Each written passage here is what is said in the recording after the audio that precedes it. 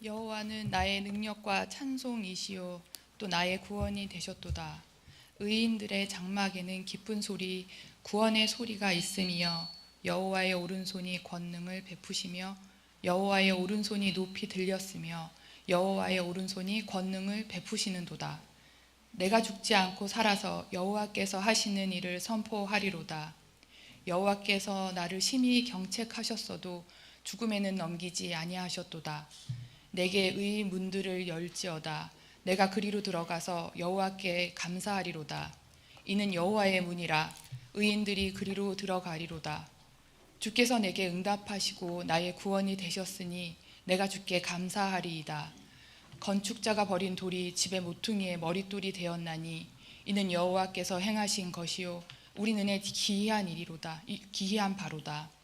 이 날은 여호와께서 정하신 것이라. 이 날에 우리가 즐거워하고 기뻐하리로다. 여호와여 구하옵나니 이제 구원하소서. 여호와여 우리가 구하옵나니 이제 형통하게 하소서. 아멘. 안식 후 첫날 새벽에 이 여자들이 그 준비한 향품을 가지고 무덤에 가서 돌이 무덤에서 굴려 옮겨진 것을 보고 들어가니 주 예수의 시체가 보이지 아니하더라. 이로 인하여 근심할 때에 문득 찬란한 옷을 입은 두 사람이 곁에 섰는지라.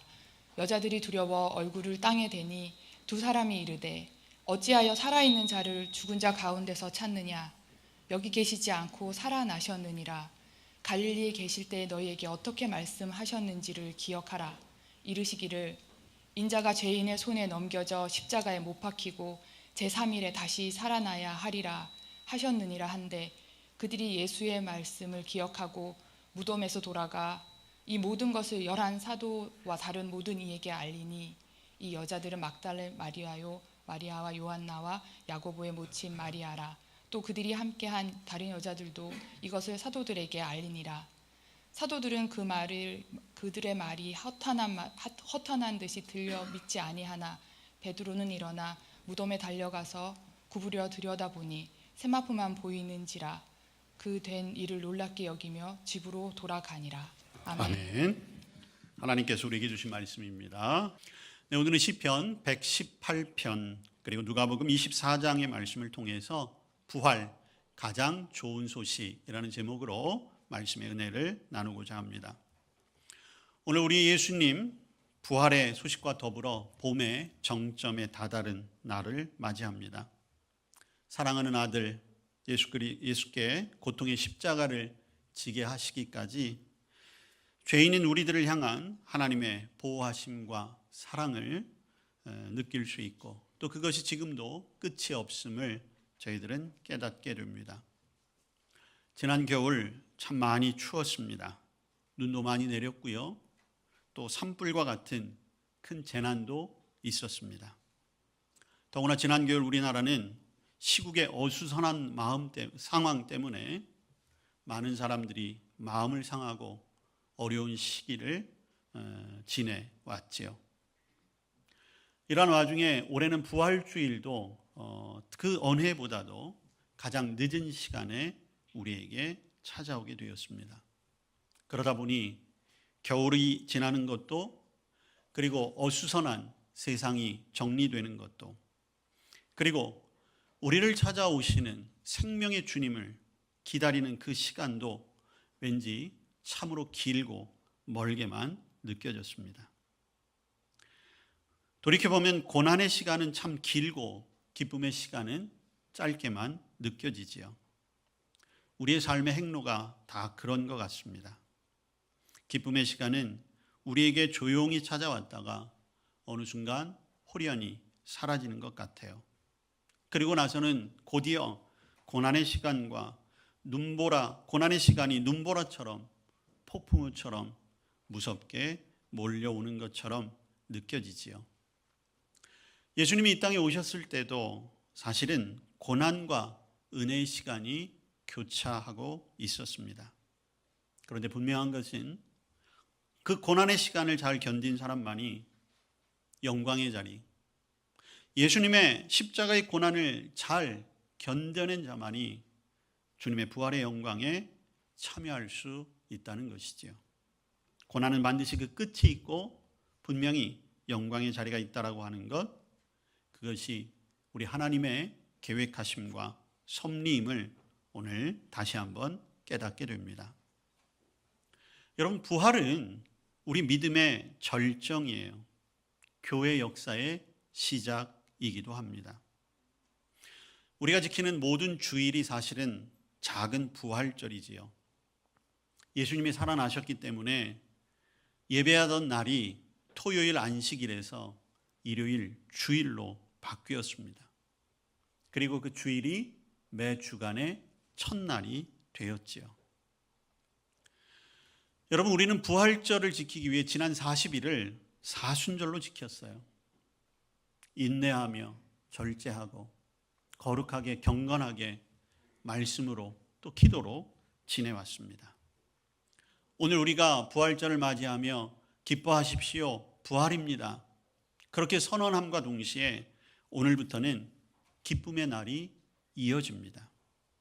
여러분, 이 기쁨의 날, 교회력으로 표시되지는 않지만 많은 교회에서는 이 부활절부터 50일 동안을 기쁨의 절기로 지킵니다. 그리고 그 기쁨의 절기 마지막 날 50일째 되는 때 바로 성령님이 우리에게 찾아오시게 되는 거죠. 여러분, 예수님이 부활하심을 확실히 믿으십니까? 고린도전서 5장 14절에 보니까 만일 예수님이 살아나시지 못했더라면 우리가 전파하는 것, 우리가 믿는 것이 다 헛것이다 말하고 있어요. 오늘 이 아침 그 부활이 다시 한번 믿어지시기를, 그리고 그 생명의 은혜가 충만해지시기를 간절히 기원합니다.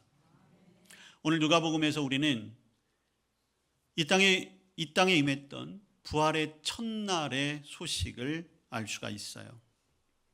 아주 이른 아침 막달라 마리아, 야고보의 어머니 마리아, 그리고 오늘 누가복음에서는 요한나로 표시된 살로메라고 하는 여인이 예수님의 시신에 향품을 바르기 위해서 예수님의 무덤을 찾아갑니다. 당시 유대의 풍습은 그 장례 형식이 약 1년 반 정도 그 시신을 관리하는 장례 절차가 있었다고 해요. 그렇기 때문에 시신을 동굴 속에 안치하고 그리고 드나들 수 있도록 그 앞에 이제 돌로 문을 만들어 놓은 것이지요. 예수님이 금요일에 돌아가셨지요. 그리고 토요일은 유대인의 풍습의 안식일이었습니다. 그리고 게다가 6월절이었어요. 그리고 예수님이 저녁 6시에 돌아가셨기 때문에 예수님의 시신을 수습할 수 있는 시간적인 여유가 없었습니다. 그러다 보니 부활의 아침 그 첫 시간에 이 세 여인이 예수님의 시신에 향품을 바르는 장례 절차를 치르기 위해서 무덤을 찾아간 거예요.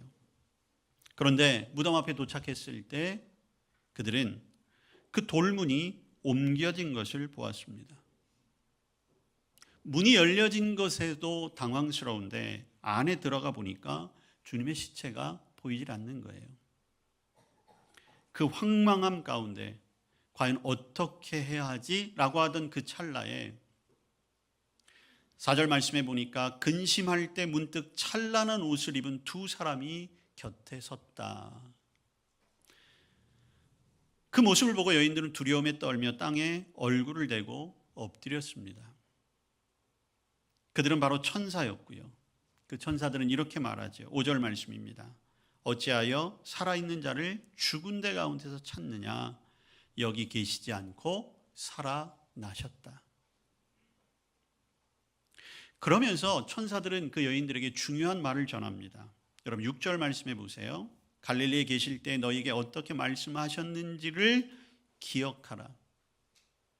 이미 예수님께서는 죽음을 예고하셨죠. 그리고 부활할 것도 말씀하셨어요. 그 여인들에게 그 천사는 그 말씀을 기억해 보라. 그 말씀의 내용이 무엇입니까? 7절 말씀이지요. 인자가 죄인의 손에 넘겨져 십자가에 못 박히고 제3일에 다시 살아나야 하리라. 그때서야 이 여인들은 예수님의 말씀이 기억난 거죠. 아, 맞아. 예수님이 그렇게 말씀하셨는데. 여인들은 곧바로 제자들을 만나기 위해 무덤 밖으로 뛰어나왔습니다. 여인들은 예수님의 시신에 향품을 바르기 위해 무덤을 갔지만 이제 그 여인들은 이 땅에 예수님의 부활의 소식을 가장 먼저 전하는 전도자가 된 것이죠. 사도들을 찾아가서 예수님의 시신이 없어졌습니다. 예수님의 말씀대로 부활하셨습니다. 전했지만 사도들의 반응은 좋지 않았어요. 오늘 11절 말씀해 보니까 사도들은 그들의 말이 허탄한 듯이 들려 믿지 아니했다. 허탄한 소리라는 것은 허튼 소리라는 거죠. 어처구니 없는 소리라는 거예요. 헛소리라는 거죠. 상식적으로 이해할 수 없으니까 그렇게 받아들여지는 것이 맞지요. 그런데 베드로만은 직접 확인하고자 예수님의 무덤으로 달려갑니다. 왜 다른 제자들은 가만히 있었는데 베드로만 달려갔을까? 베드로가 원래 성격이 좀 급하기도 하고 또 베드로가 예수님의 수제자이니까 그래서 달려간 것일까? 그런데 여러분, 베드로는 달려갈 수밖에 없었어요. 이유가 있습니다. 베드로는 예수님이 돌아가시기 직전 예수님을 부인했지요. 그런데 예수님이 부인한다는 그것을 예수님이 말씀하세요. 그러니까 베드로는 예수님이 말씀하신 것을 자신의 삶 속에서 그대로 경험한 것입니다. 오늘 부활의 현장에 있었던 여인들에게 천사들이 말하지요. 예수님이 말씀하신 것을 기억해봐. 말씀대로 되었다는 것이거든요. 베드로는 예수님을 부인한 미안함도 있지만 자기의 삶 속에 역사하신 주님의 말씀의 경험도 가지고 있었어요. 그리고 예수님이 부활하셨다는 그 소식을 듣는 순간 베드로도 예수님의 말씀이 기억났겠죠. 아, 맞아. 예수님이 부활하신다는 얘기를 했던 것 같은데 예수님은 그 말씀을 붙들고 그곳까지 간 거죠. 베드로가 무덤에 달려갔습니다. 구부려 들어갔습니다. 예수님의 시신을 덮었던 세마포만 보여지게 됐어요. 베드로의 반응이 어떻습니까? 오늘 누가복음에서는 놀랍게 여기며 집으로 돌아갔다는 거예요. 여러분, 베드로가 놀랍게 여긴 것은 믿음은 아니었습니다. 왜냐하면 베드로는 이후에 예수님이 부활하셨다고 전하지 못해요. 모든 것에 실망해서 자기 고향으로 돌아가죠. 여러분, 베드로는 하나님의 말씀에 경험이 있어요. 그리고 부활의 현장을 목격했어요. 그런데 놀란 것으로 그쳤습니다.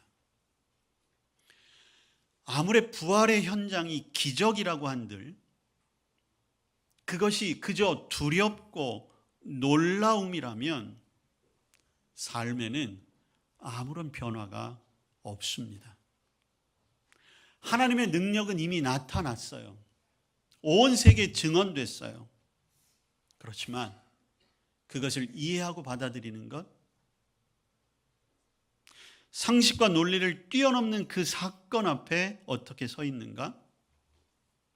여러분, 처음 예수님의 무덤을 찾아갔던 여인들은 당황했고 두려워했고 천사들을 보며 더 놀랐고 예수님의 시신이 없어진 것을 보며 마음이 혼란스러웠고, 그런데 안타깝게도 그게 믿음이 되지는 못했어요.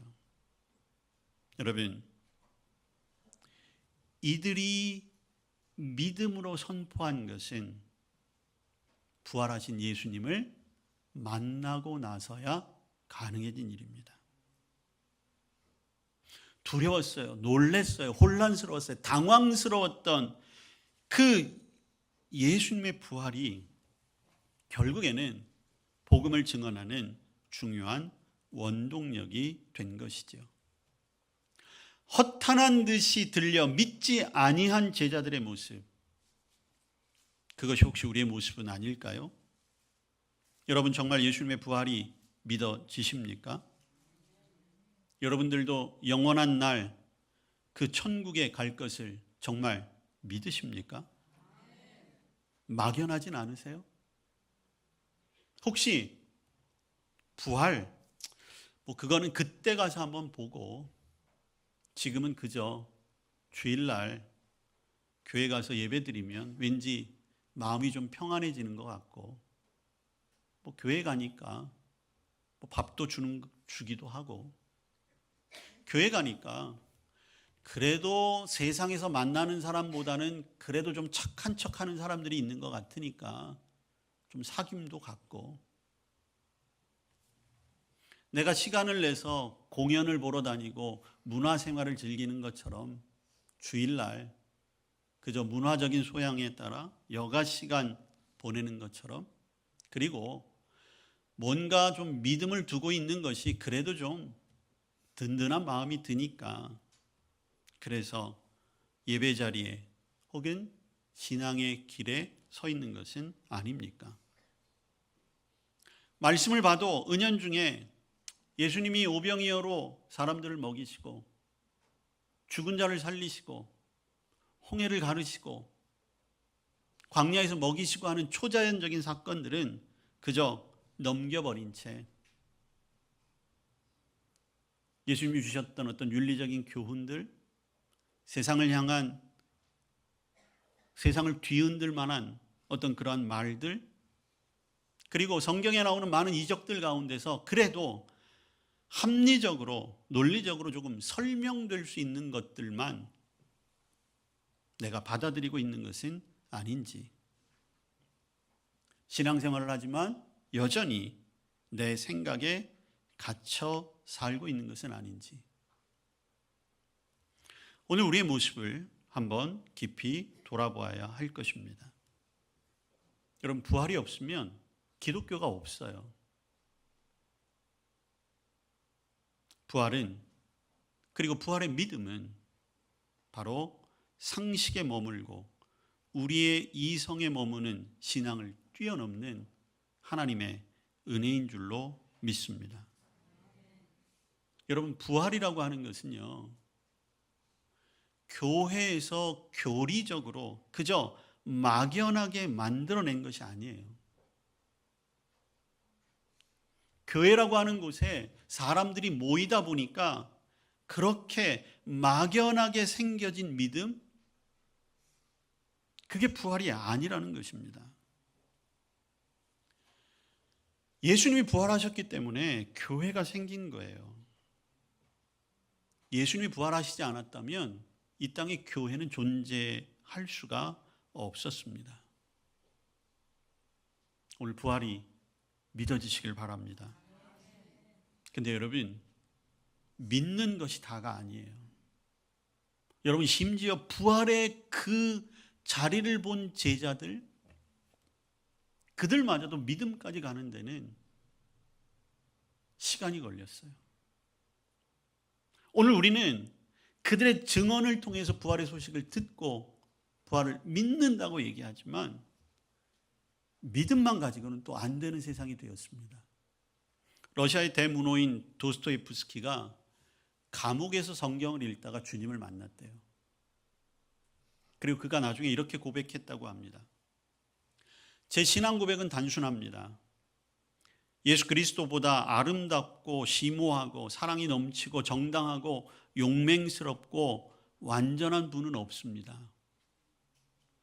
혹여라도 누군가가 그에 반대되는 증거를 들이대며 예수 그리스도는 진리가 아니야 라고 주장한다 할지라도 나는 그 진리와 함께 있기보다는 예수 그리스도와 더불어 사는 쪽을 선택하겠습니다.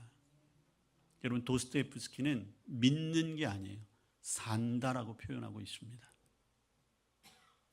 우리의 부활신앙은 믿는 고백에서 만남에서 함께 사는 것으로 바뀌어져야 돼요. 그래야 우리의 삶에 진짜 영향력이 있는 부활의 소식이 되는 것입니다. 그저 놀랍고 경이롭게 여기고 그리고 그것을 내가 믿는다, 머리로 이해하는 것이 아니라 모든 것을 하나님의 은혜로 받아들이고, 여러분 베드로를 포함한 제자들, 예수님께서 부활하신 후 승천하시기 40일까지 약 500명이 넘는 사람들을 만나 주셨어요. 그들의 선포, 그들이 함께 살아갔던 삶이 오늘날 저와 여러분이 그 믿음을 이어받게 된 그 결과가 된 것입니다. 여러분, 부활의 사건은 2000년 전 단 한 번 일어났던 사건이 아니라 오늘 저와 여러분의 삶 속에서도 끊임없이 진행되고 있는 현재적인 기적인 것이죠. 오늘 시편 118편에서 시편 기자는 이렇게 고백하고 있어요. 14절 말씀에 보니까 여호와는 나의 능력과 찬송이시요 또 나의 구원이 되셨도다. 여호와의 능력은 무엇입니까? 여러분, 죽음이 막강한 힘으로 인간을 지배했어요. 그런데 하나님의 능력이 우리에게 임한 것이 바로 부활입니다. 죽음을 물리칠 수 있는 건 하나님의 능력밖에 없으니까요. 죽음을 향해 가던 우리의 발걸음 앞에 주님께서 하늘 문을 열어놓으셨어요. 하늘나라로 가는 길을 닦아 놓으신 거예요. 우린 그 길을 걸어가면 되는 겁니다. 어떻게 걸어갑니까? 찬송하며, 경배하며, 감사하며, 그리고 우리와 지금도 함께 하시는 성령님과 함께 살아가며 그 길을 걸어가는 거예요. 그분이 나의 구원이 되셨습니다. 여러분, 시편 118편 22절에 건축자가 버린 돌이 집 모퉁이의 머릿돌이 되었습니다. 이렇게 고백해요. 여러분, 사람들은 예수님이 왔을 때 받아들이지 않았죠. 배척했습니다. 그러다가 예수님의 탁월한 능력을 보고 어느 날 갑자기 예수님을 왕으로 섬기려고 했어요. 그런데 예수님이 자기들 뜻대로 되지 않았거든요. 결국엔 온갖 모욕과 고통을 가하고 십자가에 못 박혀 죽게 만들었어요. 쓸만하겠는데 집어들었다가 가만히 보니까 쓸데없는데 하고 마치 쓰레기 버리듯이 버린 거예요. 예수님을 그렇게 버리고 말았어요. 거기에다가 왠지 쓸만한 것 같은데라고 속았던 마음이 분했던지 온갖 욕설과 조롱을 다 퍼부은 채 예수님을 그렇게 보낸 거예요. 근데 여러분, 그 일을 통해서 하나님은 우리에게 구원을 이루신 것이죠. 그래서 오늘 시편 기자는 24절에 이렇게 말하고 있습니다. 이날은 여호와께서 정하신 날이라. 이날에 우리가 즐거워하고 기뻐하리로다. 오늘은 기쁨의 날입니다. 그 기쁨의 날을 누리시길 바랍니다. 믿는 것에서 더 나아가 부활하신 주님을 만나시길 바랍니다. 주님은 우리를 만나기 원하고 계십니다. 그리고 그 주님에 대한, 그리고 부활에 대한 확고한 믿음을 가지고 그 주님을 만날 때에 우리는 이 세상에 가장 중요한 것이 무엇인가 다시 한번 깨닫게 될 것입니다. 나를 위한 영원한 생명이 약속되어져 있구나. 그러면 이 세상을 살아가는 우리의 시선, 우리의 방법이 분명히 달라지게 될 것입니다. 오늘 가장 좋은 소식, 가장 복된 소식, 부활이 우리에게 전해졌습니다. 당황하고 놀라고 기뻐하는 것에 그치는 것이 아니라 믿어지고, 그리고 부활하신 주님과 함께 살아가는 그 삶, 그 영생의 삶을 누리며 부활의 증인으로 이 땅 가운데 좋은 소식을 전하는 저와 여러분 될 수 있기를 주님의 이름으로 축복합니다. 아멘. 부활하셨습니다. 가장 좋은 소식 우리에게까지 이르게 하셨습니다. 부활이 믿어지게 하옵소서. 부활의 주님 만나게 하옵소서. 그 부활을 이 땅에 증언하게 하옵소서. 예수님 이름으로 기도합니다. 아멘.